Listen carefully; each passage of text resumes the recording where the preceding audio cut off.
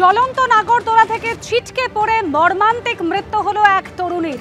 দক্ষিণ 24 পরগনার গোসাবার ঘটনায় সেখানে কুমিরমারি গ্রাম পঞ্চায়েতের উদ্যোগে একটি মেলা চলছিল। স্থানীয় সূত্রে খবর, আচমকাই চলন্ত নাগরদোলা থেকে ছিটকে পড়েন ওই 3 তরুণী।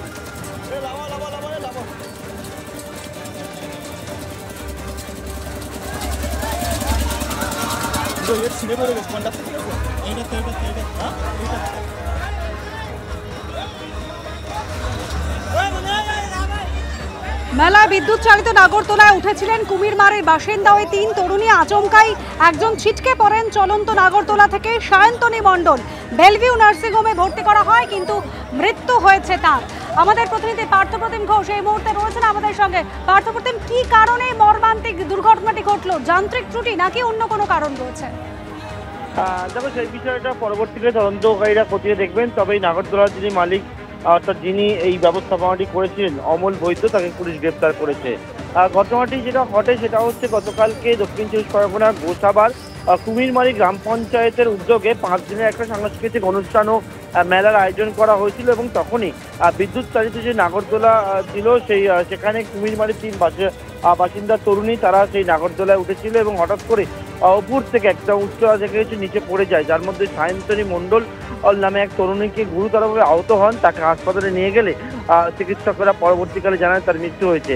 এবং এই ঘটনায় কয়েকটা বিষয় খতিয়ে দেখা হচ্ছে, সেটা হচ্ছে কোনো রকম যান্ত্রিক ত্রুটি নাকি তারা সেলফি তুলছিল নাকি এর পিছনে কি কারণ রয়েছে সেটা তদন্ত উঠে আসবে।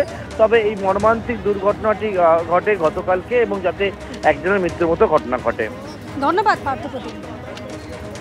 আইপ্যাককে আক্রমণ করে কি দলের কোনো হেভিওয়েট নেতাকে নিশানা করছেন মদন মিত্র? জোরালো হচ্ছে সেই জল্পনা। বিজেপির রাজ্য সভাপতি সুকান্ত মজুমদার বলছেন, টার্গেট ভাইপোই মনে হচ্ছে। এর আগে আরজিকর কাণ্ডের প্রতিবাদ আন্দোলন সামলানো নিয়েও মদন মিত্রর ইঙ্গিতপূর্ণ মন্তব্য জল্পনা উস্কে দিয়েছিল। যে দলনেত্রী মমতা বন্দ্যোপাধ্যায় সেই দলই তো আইপ্যাককে এনেছে। না, এনেছে তো সেই অর্থে আইপ্যাককে অভিষেকই এনেছে। মমতা ব্যানার্জির তাৎক্ষণিক একটা নিশ্চয়ই সাপোর্ট ছিল। আইপ্যাককে তীব্র আক্রমণ, চিরদিন মমতা বন্দ্যোপাধ্যায়ের পাশে থাকার বার্তা, একের পর এক ইঙ্গিতপূর্ণ মন্তব্য। ভোট কুশলী সংস্থা আইপ্যাককে আক্রমণের মধ্যে দিয়ে কি দলেরই বিশেষ কোনো হেভিওয়েট নেতাকে নিশানা করলেন মদন মিত্র? টার্গেট ভাইপোই মনে হচ্ছে, কারণ ভোট কুশলী সংস্থা মানে হচ্ছে ভাইপোর সংস্থা আইপ্যাক। তৃণমূলের শীর্ষ মহলে ক্ষমতার হ্রাস নিয়ে টানাপোড়েনের জল্পনার মধ্যেই মদন মিত্রর একের পর এক ইঙ্গিতপূর্ণ মন্তব্য রাজনৈতিক মহলে গুঞ্জন তৈরি করছে। পার্টির লোকেরা বলছে, বাইরের লোকেরা বলছে, তুমি কি অভিষেকের, তুমি কি মমতার? অভিষেক অনেক বয়সে ছোট, পার্টির জেনারেল সেক্রেটারি হয়েছে। মাঝে মাঝে ওর দেখি, আমি দেখতে পাই টুইট করে। তারপর তো অসুস্থ, তো মানে বিদেশেই ছিল অনেকদিন, সেই হিসেবে রোডে নেবে কতখানি কি করতে পারবে। কেউ কেউ মাঝে মাঝে ফোন করে বলে, আমরা অভিষেক ব্যানার্জির অফিস থেকে বলছি এইটা করতে হবে। রাজায় রাজায় যুদ্ধ হয়, উলু খাগড়ার প্রাণ যায়। এর আগে আরজিকর কাণ্ডের আন্দোলন সামলানো নিয়েও ইঙ্গিতপূর্ণ মন্তব্য শোনা গেছিল কামারহাটি তৃণমূল বিধায়ক মদন মিত্রর মুখে। অভিষেকের বোধহয় অসুস্থ ছিল শুনেছি, অপারেশন করাতে গেছে। অসুস্থ অবস্থায় তো এগুলো পারে না।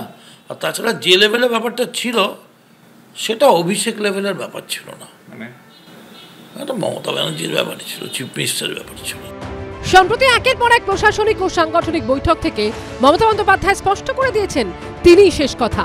আর এরই সঙ্গে প্রশ্ন তৈরি হয়েছে, এটা বুঝিয়ে তিনি কি বিশেষ কাউকে বার্তা দিতে চাইছেন?